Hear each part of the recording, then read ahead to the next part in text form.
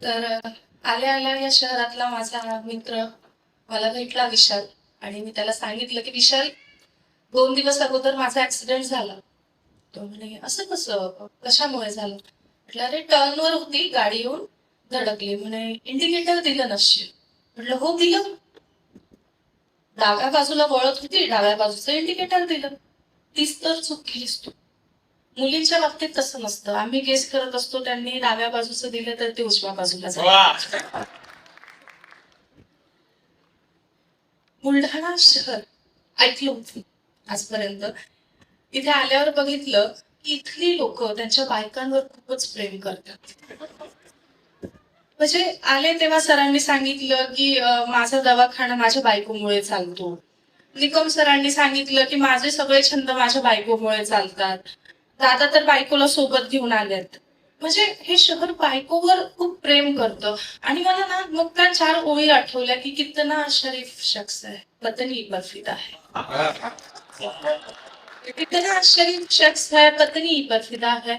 कमाल तो ये है, अपनी बर्फिदा है. सूत्रसंचालन करताना सर बोलले की गुंजन काय फक्त तरुणांच्या मनातल्या गोष्टी म्हणत नाही, तरुणांच्या मनातल्या कविता म्हणत नाही. सर कोण म्हटलं तुम्ही तरुण नाहीये? असं गरजेचं नसतं डोक्यावरचे केस गेले म्हणजे आपली तरुणाई गेली. मी तर म्हणते ज्यांच्या डोक्यावरचे केस गेले त्यांनी सर्वात जास्त प्रेम केलंय. आमचे नारायण दादा फार छान सांगायचे. जेव्हा मी महाविद्यालयात होती तेव्हा ते यायचे आणि सांगायचे की बाळ जन्माला येतं, आई डोक्यावरून हात फिरवते आणि बाळाच्या डोक्यावर केस येतात. बाळ मोठं होतं, बाळाचं लग्न होतं आणि मग बायको डोक्यावरून हात फिरवते प्रेमाने. आणि मग बाळाच्या डोक्याचं काय होतं याची उदाहरणं आपल्या समोर आहेत ना. एकदा असंच माझ्या मित्रासोबत बसले आणि असंच बायकांचा विषय चालू होता सर. म्हटलं अरे विशाल, तुम्ही बायकांबद्दल इतकं बोलतात, इतकं तुम्ही त्यांच्यावर जोक्स करतात, बायका नसत्या तर तुमचे साधे कपडे तरी कुणी धुतले असते का सर? त्याने उत्तर दिलं बायका नसत्या कपडेच कोणी घातले असते. म्हणजे इतके साधे सरळ लोक या बुलढाण्यातले आहेत. गोपालदादाचा म्हणजे तुम्हाला एक किस्सा सांगते. फार फार भोळा माणूस आहे, अति भोळा माणूस आहे. म्हणजे तुम्हाला सांगते, आम्हाला एकदा पुण्याला जायचं होतं. गोपालदादा येत होते मागच्या गाडीने, मी जातो. मी पोहोचून गेले, दादाची गाडी तर पुढे होती. मी विचारलं दादा का अजून पोहोचले नाही? दादा म्हणे आल्यावर सांगतो. पोहोचल्यावर दादांनी सांगितलं की अगं, एक स्त्री खांद्यावर डोकं ठेवून झोपली होती बघ. मग तिला उठवणार कसं नाही? मग तशीच गाडी मुंबईपर्यंत गेली, ती तिथे उतरली आणि मग मी वापस आली. इतके भोळे लोक इथले आहेत आणि त्यातले तर पुरुष अतिशय भोळे आहेत. पण खरंच सांगते, तुम्ही कार्यक्रमाचं नाव मॅम बोलल्या की तुमच्या नावावरच आहे. आणि तेच कारण आहे की ऍक्सिडेंट झाल्यावर पण मी इथे आली. छान ऐकतात तुम्ही. दादांनी सुरुवात खूप छान करून दिली आहे. मला ज्या कवितेने ओळख दिली, ज्या कवितेने तुमच्यापर्यंत पोहोचवलं, ती कविता पहिल्यांदा तुमच्या समोर घेतो. स्वागत आहे.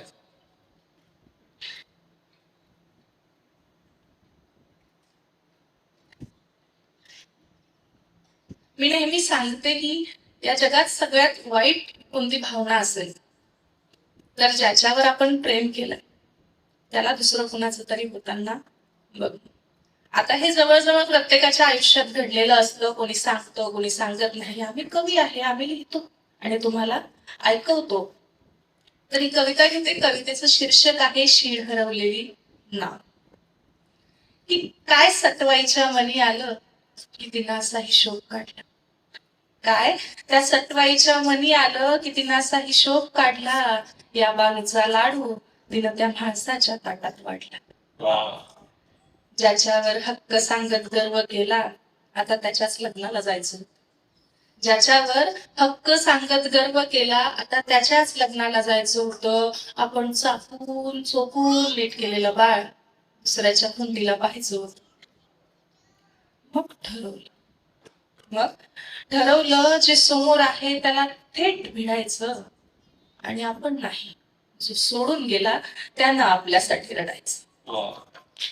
शेर आहे ना, कि गम हम क्या करे गर वो हमें ना मिले. ये गम हम क्या करे गर वो हमें ना मिले. गम तो वो करे जिन्हें हम ना मिले. मग पोटातली कळ जरा दाबून धरली, एक साडी ठासून नेसली. पोटातली कळ जरा दाबून धरली, एक साडी ठासून नेसले आणि जितके शक्य होईल तितके मेकअप चेहऱ्यावर फासले. म्हटलं दाखवून दे. म्हटलं त्याला दाखवून देऊ. बघ तू काय गमावलं, हवाई जहाज सोडून तुझे टमटम कमावलं. आणि त्याला तिच्या सोबत पाहून मी कावरी बावरी झाले. त्याला तिच्या सोबत पाहून मी कावरी बावरी झाले. स्वप्न रंगवली होते, हळदीच्या अंगाची नवरी झाले. भानावर आले, डोळे पुसले, मेकअप सारा पसरून गेला. भानावर आले, डोळे पुसले, मेकअप सारा पसरून गेला. पाजील सारा आत्मविश्वास दोन डोळ्यातून घसरून गेला. रडून पडून गळा फाडून काही केल्यास भागत नाही. रडून पडून गळा फाडून काही केल्यास भागत नाही. आणि प्रेम कुणाचंही असो ते शब्दाला जागत नाही. मग लग्नामध्ये काही फॉर्मॅलिटीज असतात सर. गिफ्ट घेऊन जावं लागतं, स्टेजवर जाऊन द्यावं लागतं, एक फोटो पण सोबत काढावा लागतो. मग नजरेस नजर झाली, डोळे अजिबात हटत नव्हते. नजरेस नजर झाली, डोळे अजिबात हटत नव्हते. आणि माझी ओळख करून देताना त्याला शब्दही फुटत नव्हते. मग मीच म्हटलं मी वर्ग मैत्रीण, माझं नाव बानू आहे. मी वर्ग मैत्रीण, माझं नाव बानू आहे. मी मानलेली बहीण आणि तूच याची जानू आहे. तो जरा हसला आणि तिचा हात हातात घेतला. एक काटाच रे माझ्या काळजात रुतला. वेळ मारून नेण्यासाठी मला विचारतो ही कशी आहे. ही कशी आहे. म्हटलं तुझ्यासारख्या गोल कपासाठी हीच योग्य कशी आहे. काय करणार आजही तुझा पडलेला चेहरा पाहवत नाही.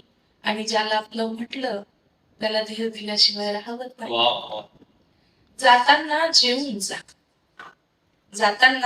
जेवून जा बरं का, असं तो सांगून गेला. आणि मग मीही दाबून गुलाबजामुन खाण्याचा निर्धार केला. खरंच सांगत, एक घासही घशाखाली उतरला नाही. आणि तिच्या सोबतचा त्याचा फोटो अजूनही डोळ्यातून उसरला नाही. एकांतात बसून